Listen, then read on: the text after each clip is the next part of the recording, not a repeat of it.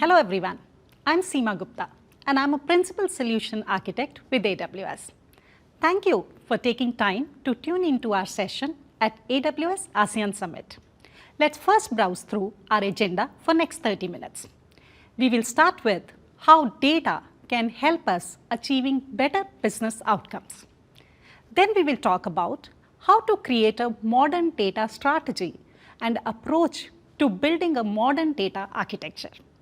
Then we will spend some time diving deep into components of modern data architecture.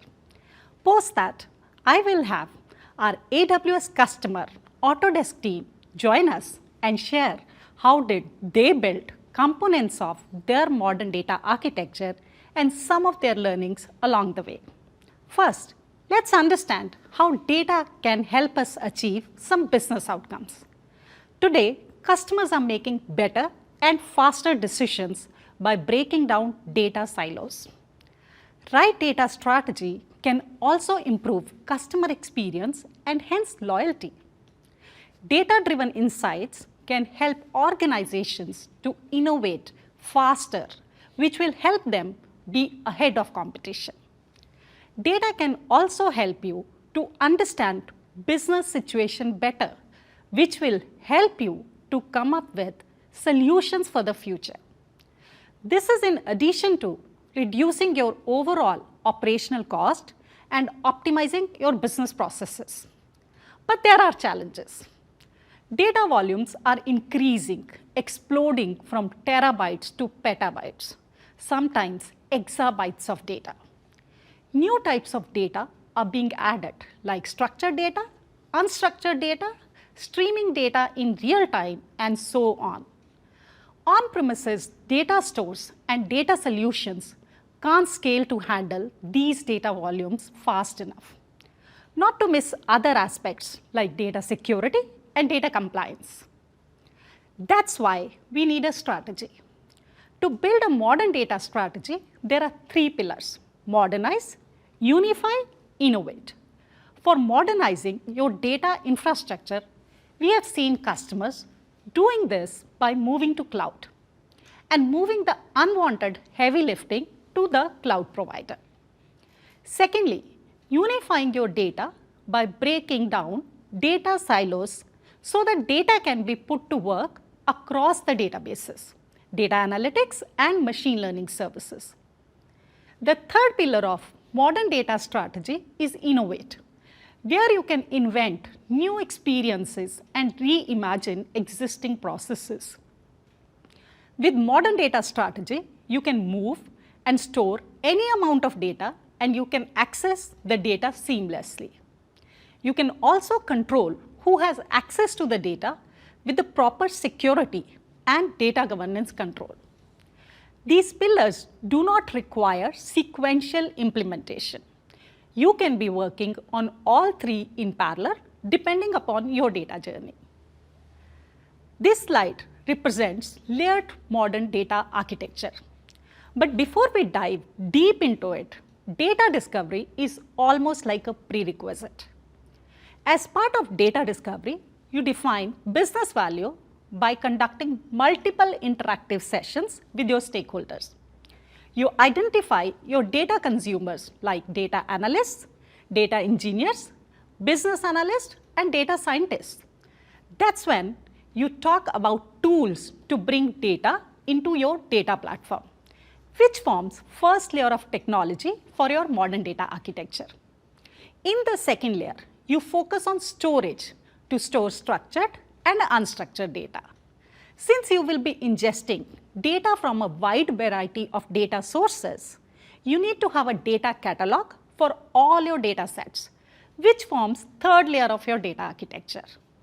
Then you need to process this data, enrich this data, and transform this data as part of data processing layer. Then you need to enable your users to be able to consume this data. Protecting your data across all the layers is a mandate which forms the last layer of this layered modern data architecture. There are two main advantages of layered modern data architecture. First, you can build it incrementally and independent of each other. Second, when you make changes to one layer, it doesn't impact any parts of the architecture. But before that, let's go a bit deeper into each of these layers. Let's look at the ingestion layer and understand our data sources. We could have structured data from ERP applications and CRM applications. And we could also have semi-structured data from web applications and NoSQL databases. There could be unstructured data from IoT sensors. So we need purpose-built AWS services for ingesting data from different type of data sources. For example, with AWS Database Migration Service or DMS, you can ingest data from databases directly into your Amazon S3 data lake or Amazon Redshift data warehouse. You can also use DMS for your change data capture use cases. For business application data in files that are stored in network storage drives, you can use AWS Data Sync and move data to Amazon S3. Or you can use node devices for petascale data transfer use cases. To unlock the value of SaaS applications data like Salesforce, ServiceNow, Datadog, you can use Amazon AppFlow, a fully managed service which can connect to various SaaS applications and ingest data into your Amazon S3 data lake or Amazon Redshift data warehouse. Organizations are also exchanging data files with partners, which contain valuable data. Typically, these partner data feeds are exchanged through FTP. So you can use AWS SFTP to bring partner data feeds into your storage layer. Organizations also like to ingest data from third-party data sources like market insights, historical data feeds, and consumer databases.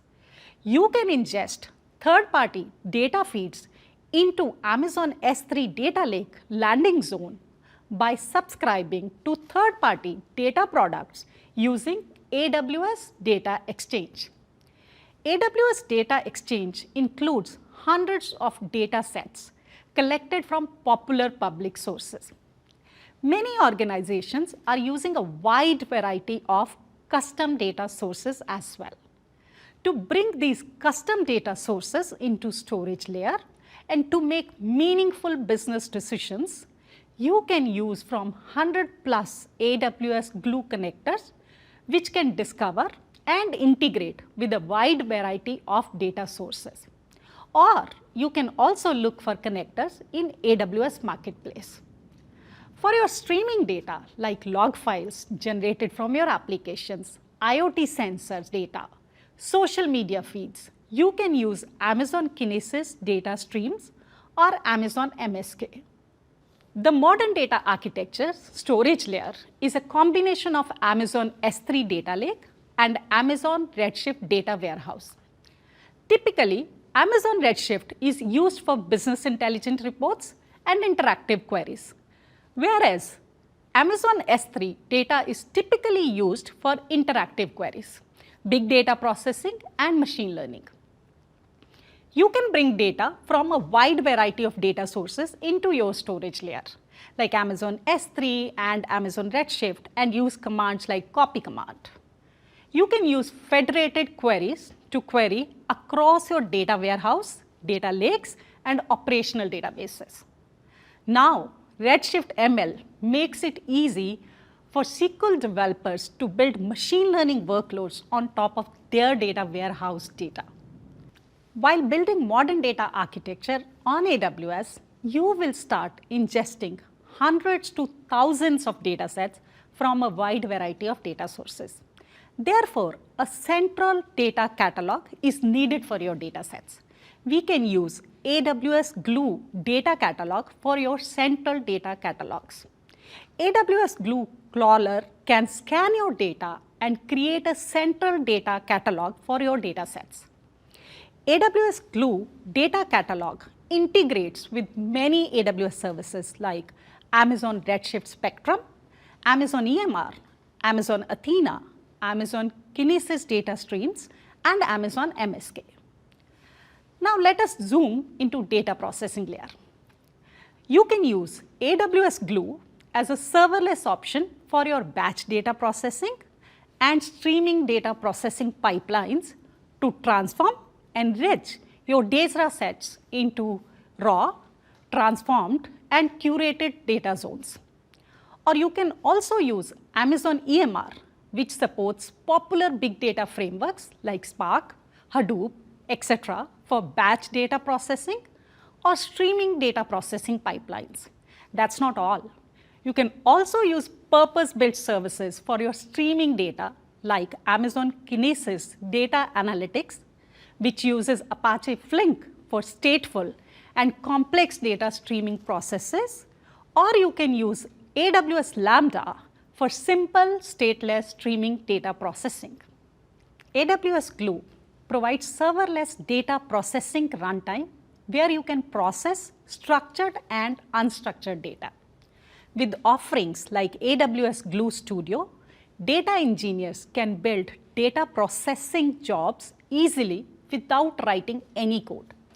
Similarly, with AWS Data Brew, data scientists and data engineers can build data processing pipelines. AWS Glue interactive sessions come with Jupyter notebooks where data scientists and data engineers can incrementally build data processing pipelines. With AWS Glue, you can seamlessly move data across many data stores. In re:Invent 2022, we also announced a new feature where you can implement your data quality checks using native functionality of AWS Glue. Coming to data consumption layer, use the right tool for the right job by using purpose-built data analytics services. For example, you can use Amazon EMR for big data processing, Amazon Athena for interactive queries, Amazon Kinesis data streams and Amazon MSK for real-time analytics, Amazon OpenSearch for operational analytics, Amazon Redshift for cloud data warehouse, Amazon QuickSight for business intelligence, and AWS Glue for data integration. Use purpose-built databases for specific use cases and business requirements. For example, you can use Amazon RDS and Amazon Aurora for relational databases, Amazon DynamoDB for NoSQL databases, Amazon Neptune for graph databases.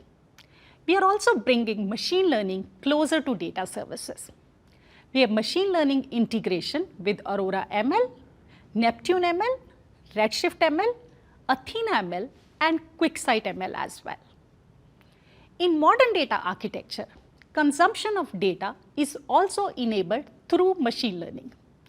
AWS offers SageMaker, a studio-based machine learning platform that offers tools that can be used in all phases of machine learning lifecycle, including data preparation, model building, model training and tuning, deployment and hosting. In addition, for development teams with no data science skills, we offer pre-trained AI services which could help companies across different industries deploy common AI use cases like AI-enabled contact centers, personalization, intelligent search, intelligent document processing, predictive maintenance, content moderation, or identity verification to enhance their customers' experience, improve their employees' productivity, and optimize their business processes. While we at AWS provide variety of tools, there are hundreds of AI use cases across industries and business functions. Successful business outcomes from AI ML depend on the careful selection of the right use case. Customers want to explore the art of possible with AI and learn from other companies that have successfully implemented AI. The AI Use Case Explorer is an easy-to-use search tool that makes it easier to find the most relevant use cases and case studies depending on customers' industry, business function, and desired business outcome. Coming to the last layer of modern data architecture, data governance plays a key role in modern data architecture. Some of the AWS services which can help you with data governance include AWS Identity and Access Management and AWS Lake Formation for fine-grained access controls. You can build fine-grained access controls by using lake formation at database level, table level, column level, as well as role level. AWS Lake Formation has a native integration with many AWS services. If you want to build an enterprise data platform where you have multiple data producers and multiple data consumers, you can use data mesh architecture by using federated governance with data permissions managed by AWS Lake Formation. Amazon Data Zone is a new data management service to catalog, discover, analyze, share, and govern data across organizational boundaries. Now that we have discussed different layers of modern data architecture, let's have a quick glance at reference architecture for modern data analytics on AWS. You will find a lot of AWS services icons here. We have spoken about most of these in last few minutes. Something to note, you're not going to use all these services in your solution. You're going to choose services depending on your use case and business requirement. This slide represents a reference architecture to demonstrate how all AWS services can come together to form different layers of modern data architecture. Now that we have learned the various layers of modern data architecture, let's hear from Autodesk teams how they have built storage layer, processing layer, and consumption layer using some of the AWS services. Thank you, Seema. Hello, my name is Vamshi and I'm a principal engineer with Autodesk. As we learned from Seema, the storage layer in the modern data architecture is a combination of Amazon S3 data lake and Redshift data warehouse. While Amazon S3 is an exabyte scale storage service used to store any type of data, such as structured, unstructured, and semi-structured data, Amazon Redshift is an SQL based cloud data warehouse that is fast and supports analytics on structured and semi-structured data. In the next few slides, I will share our experiences building a modern data platform at our organization. We call it the Enterprise Integration Hub, or EIH. Before going through our modern data architecture, I would like to throw some light on our legacy data management system. At Autodesk, in order to provide seamless experience to users and customers, our applications are backed by multiple enterprise systems. These data sources in this slide represent all those enterprise systems. The data engineering teams rely on these systems to generate insights and reports by performing simple to complex transformations and share it with the downstream applications. Data from these systems is synced to a relational database, which acts as a repository for our raw data sets. This database is the source for our data engineers to extract the data for integration. Using an ETL tool, we transform the data as per our needs and load the curated data into our data warehouse systems. The curated or transformed data sets are further consumed by our downstream applications for analytics, reporting, or for other operations. Let me highlight that all the infrastructure that was required to handle this was set up on-premise. Now let me quickly take you through the challenges we faced with this setup. Scaling was a major challenge, as traditional databases only support vertical scaling, and vertical scaling implies making changes to your hardware. We often faced bottlenecks due to ETL compute capacity limitations, causing delays, especially when complex ETL pipelines were up for execution. The software licensing model was not flexible and required financial commitment in advance for a specific duration. Of course, not to forget the challenges related to setting up the infrastructure, such as security and maintenance. All these problems pushed us to explore the emerging tools and technologies related to the data warehouse and ETL. As we explored, we realized that moving to cloud was inevitable. This slide represents our current architecture. In order to understand our modern data architecture, I must first talk about Amazon Redshift. As a cloud data warehouse, Redshift had all the features we wanted. With Redshift, we just need to launch a cluster by choosing a cluster configuration that suits your needs, and the infrastructure behind the cluster is fully managed by AWS. You can scale in or out or change cluster configuration easily, and its processing speed is very fast. We explored Redshift further because it is pay-per-use and requires no commitment, and we then decided to go ahead with Redshift as our cloud data warehouse. In addition to Redshift, we chose Matillion as our cloud ETL tool for ingestion and transformation of the data. Matillion is a modern cloud-based ETL tool that was built specifically for cloud data warehouses like Redshift.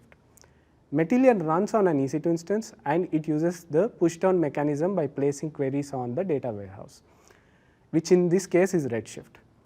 As shown in the architecture diagram, we connect to our enterprise applications using Matillion and load the raw data sets into Redshift. We run transformations on this data and generate curated data sets as per our requirement. Choosing the right technologies for your modern data architecture is only the beginning. A good plan and design are needed to ensure that resources are utilized efficiently and access controls are in place. In the next slide, I would like to briefly talk about our high-level database design and access control. As a first step, we worked on the database design and made sure that we follow the best practices in database design to avoid problems related to the data mismanagement and avoid complexity as data grows. After thorough research on our data systems and the type of data we would need to handle, we designed the schemas in our database to accommodate data sets in the most efficient way. That would later help in easy retrieval of the information and easy maintenance as well. As a next step, we worked on the access control system to facilitate the data access for our consumers in a secure manner. We created groups, each with different set of privileges, so that users are provided access to the schemas through groups. We later made sure that the tables are created with the right sort key and the distributed key, an option provided by Redshift at the time of table creation to efficiently store and retrieve the data in a fast manner. All these measures helped us achieve efficient access management, speed, and security. This slide shows our current cluster configuration for Redshift and Matillion. We use Redshift RA3, the latest cluster type by Redshift that enables us to manage compute and storage needs separately. We use 4 nodes of size X+. The current data size at our org EIH is around 6 TB, and it is growing rapidly. We have over 600 Matillion jobs for ingestion and transformation, and we use 2 M5.xlarge instances for Matillion. We have our jobs scheduled round the clock to spread out and use the cluster resources efficiently. In our journey so far, especially with Redshift, I would like to share some of the key learnings that helped us overcome some of the crucial challenges. As we decided to move from dense compute cluster, that is DC2, to RA3 cluster configuration, we were not sure what the cost and performance implications would be. We then discovered a Redshift utility called the replay tool, which helps simulate the performance of your desired cluster configuration. Replay tool helped us assess the performance of RA3 nodes compared to DC2 and helped us in choosing RA3 with confidence. Another key learning we had was that you should design your jobs carefully. A poorly designed ETL job might consume your cluster CPU and force you to add more nodes only to discover later that it won't help. So, always focus on fixing your jobs first when you face the CPU utilization problem. The last one, secure your KMS key that is in use by your Redshift cluster. if you lose your key, you won't be able to access the cluster, and believe me, the cluster snapshots are of no use as well without the key. With this, we conclude the storage layer of our modern data architecture. I will now hand over to my colleague Muni, who will cover about data processing and consumption patterns. Thank you, Vamshi. Hello, everyone. I am Muni, a senior principal data engineer with Autodesk. In next few minutes, I'll take you through how we have built processing layer of modern data architecture using AWS Glue. I will also touch upon some of our consumption patterns using AWS data and machine learning services. As the amount of data at organizations grow, making use of that data in analytics to derive business insights grows as well. For the efficient management of these data, ETL process is necessary. At Autodesk, we used AWS Glue to perform complex ETL tasks. AWS Glue is a serverless ETL tool where once we specify source and destination of data, it can generate the code in Python or Scala for the entire ETL pipeline. This really helps us streamlining the data integration operations and allows users to parallelize heavy workloads. Data consumption is an important factor in today's world as the rate of data consumption is unable to keep up the pace with rate it's been generated. One of the possible reasons could be that the outcome is always generated in a relational format. Analyzing humongous amount of data in relational database is not feasible. Thus, it is important to understand alternate ways of consuming the same data set using different tools so that parsing through the data becomes faster and more feasible. AWS data and analytics services are purpose-built to help you quickly extract data insights using the most appropriate tool for the job. At Autodesk, we had a use case where we needed to be able to identify relationships and patterns fast in the vast amount of data without waiting for relationships to materialize over weeks or months. This is where we needed a graph database. In a graph database, relationships have as much value as the data itself. A graph database transforms a complex web of dynamic data into meaningful relationships to help deliver real-time insights and action. In our specific scenario, we had a slowly changing dimension in our sales data where certain columns were changing over a period of time. Storing those in partition basis or relational databases would have increased the data volume dramatically, and consuming them using the same pace becomes practically impossible. So we stored this in AWS Neptune, which is a fully managed database service that makes it easier to build and run graph applications. This way, we could only add new nodes as and when those columns or dimensions have changed. Thus, analyzing them became much more feasible and practical. To load data into graph database, we used the programming languages that our team was comfortable with, which is Python or Scala. And to traverse the graph, we used open source library, which is Gremlin. In summary, I can say that relational databases are no longer suitable for real-time big data analytics or self-service business intelligence because the scope of such database is too limited. A common misconception that has circulated over the years is that graph processing is only relevant for traditional social network data or network channels. but even Gartner has predicted that graph processing and graph databases will grow at 100% annually over the next few years to accelerate data preparation and enable more complex and adaptive data science. In my opinion, AI and ML together will transform enterprise data management in the coming years. Talking about our use case at Autodesk, we had a requirement where we had to predict the health of our Autodesk customers or account on a daily basis as far as renewals are concerned. Key here is to generate the health of customers on a regular basis.